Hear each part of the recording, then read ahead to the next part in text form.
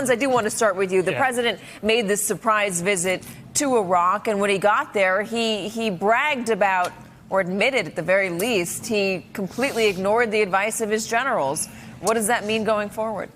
Well, that means that the process, the normal process that we've come to expect with presidents and consulting their National Security Council, their apparatus, might not necessarily be as traditional with this president, which could be the understatement of the night. It was clear the president had long wanted to get out of Syria. It was clear that some people were counseling him against getting out of Syria. And when he made his decision, it was precipitous.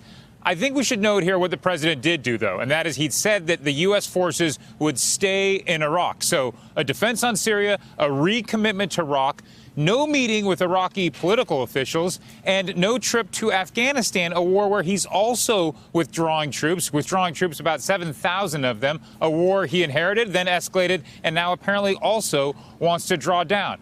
One other note, Katie, it looks like we'll have Deputy Secretary of Defense, soon to be Acting Secretary of Defense Patrick Shanahan, for some time. Remember, this is a Boeing executive, new to Washington, not a lot of experience in world affairs. Katie? Hans, I want to stay with who Donald Trump is listening to right now, because when we were on the campaign trail, we asked him who he gets advice from, and he says he listens to the shows. He listens to generals talking on the shows. Has that changed, or who is he listening to now, if he's admitting that he's ignoring his generals today?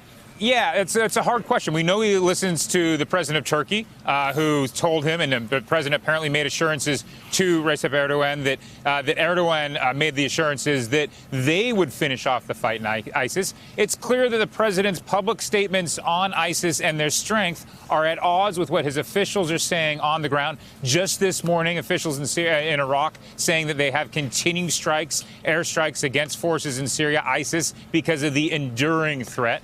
And it's clear that he didn't listen to Defense Secretary Jim Mattis. Now, who he actually is listening to, I think as we start drawing circles and circles, it gets closer to the president's listening to himself on this. We can't find anyone within the administration who was actively talking about withdrawing from troops in Syria this quickly and the way the president did.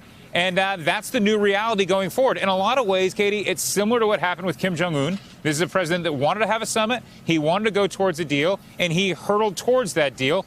Now, whether or not that deal is going to be final and lasting is an entirely different matter. Hello, YouTubers. If you're watching this, it means you've checked out our channel, so thank you. Now do me a favor. Subscribe by clicking on that button down there. Click on any of the videos to watch the latest interviews and highlights from MTP Daily and MSNBC. You can get more Meet the Press content every morning in the First Read newsletter. If you're tired of content that you don't know anything about where it came from, you don't have to have that problem with us. NBC News, MSNBC, MTP, and the Meet the Press mindset right here for you on YouTube. Subscribe now.